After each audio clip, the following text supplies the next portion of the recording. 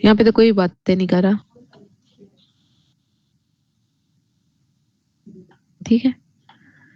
जो आपका scope resolution operator operator है,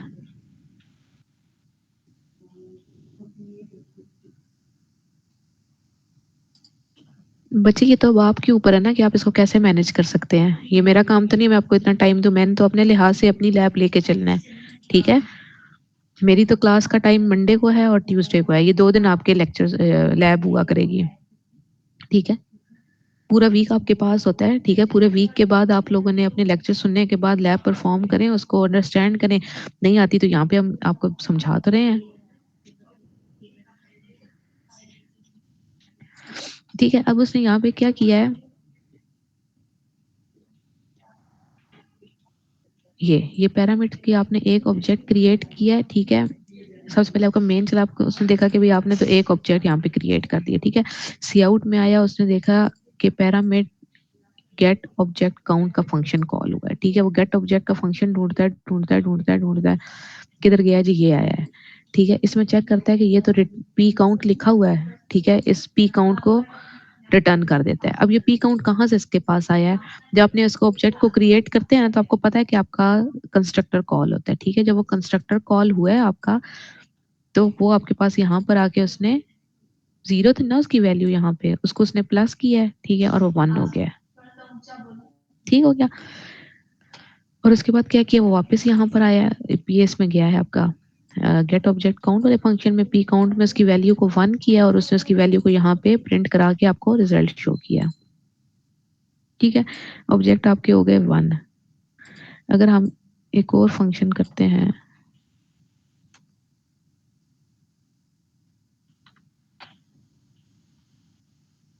तो आपका देखो कंस्ट्रक्टर हर बार कॉल हो रहा है, ठीक है। आपकी दो दो ऑब्जेक्ट्स बने, आपकी 2 दफा कंस्ट्रक्टर कॉल हुआ है, और कितने ऑब्जेक्ट्स अब तक बन चुके हैं आपके 2, ठीक है। फिर वो हमें कहता है आप अगर एक और ऑब्जेक्ट करें, थर्ड, ठीक हो गया। अब फिर आपका कंस्ट्रक्टर कॉल होगा और आपके ऑब्जेक्ट हो जाएंगे 3, ठीक है। अच्छा जी, अब आपका यहाँ पे एक कंस्ट्रक्टर भी है, सॉरी डिस्ट्रक्टर है। उसने आपको क्या कहा था कि आपने 3 ऑब्जेक्ट्स क्रिएट करने के बाद उनको जरा डिलीट करवाना है, ठीक है। अच्छा, ये जो डायनामिकली क्रिएट हम करते हैं ना ऑब्जेक्ट, अगर आप मैं इसको डायनामिकली ना करूँ ना, सिंपल जब मैं इसको ऐसे करूंगी ना,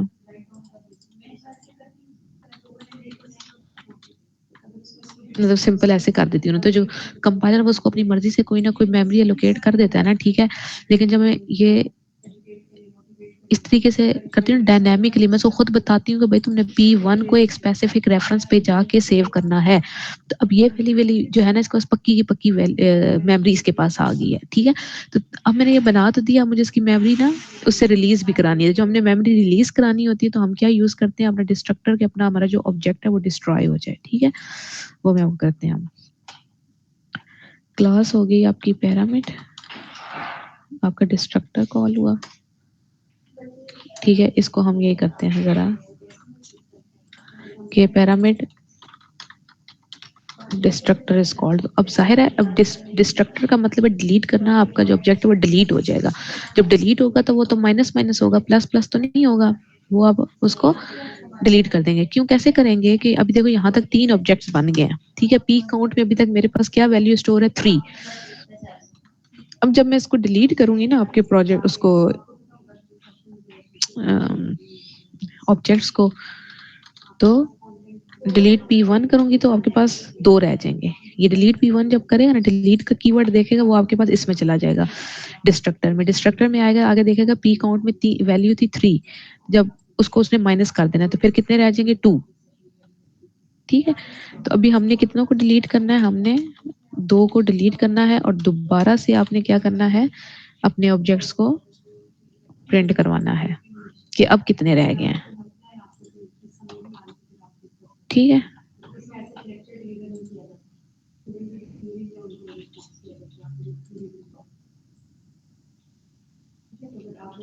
ये क्यों नहीं आ रहा,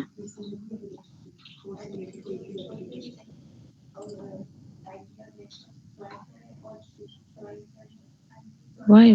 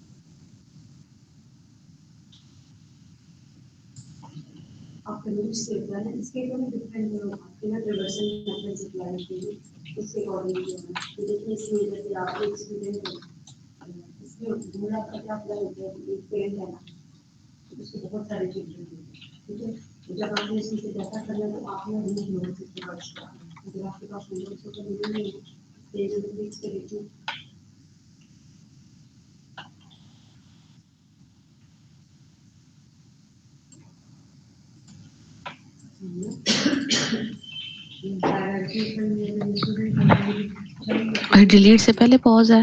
नाइस। मैं देख रही हूँ घंटों। मैंने इसको किया क्या है?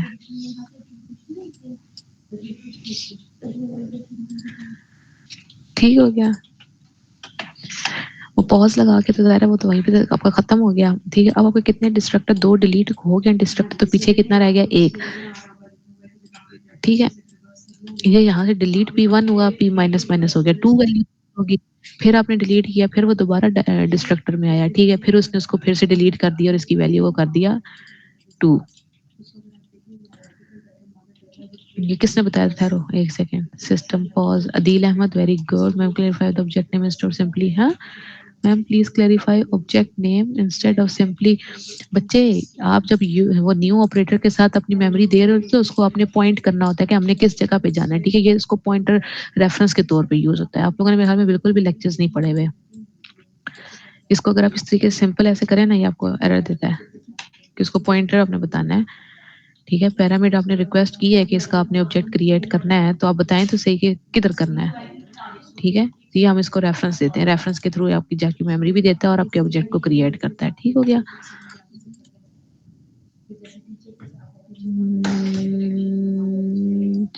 मैम समझा दें। अच्छा, दिल अहमद, वेरी गुड।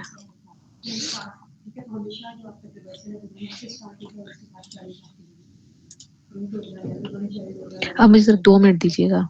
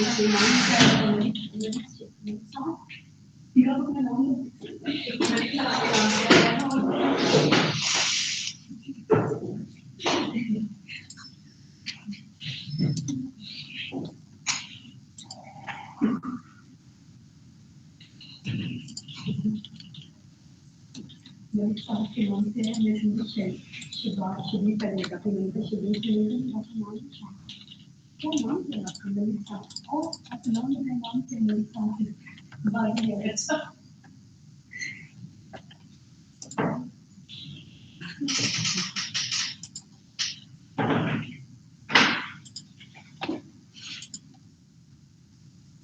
बहुत टाइम लगा है। अच्छा टीवी से लाइट आ जाती है कब? अगर कोई मसला नहीं है तो फिर हम 3:30 बजे कर दें, हम 3:30 बजे कर दें।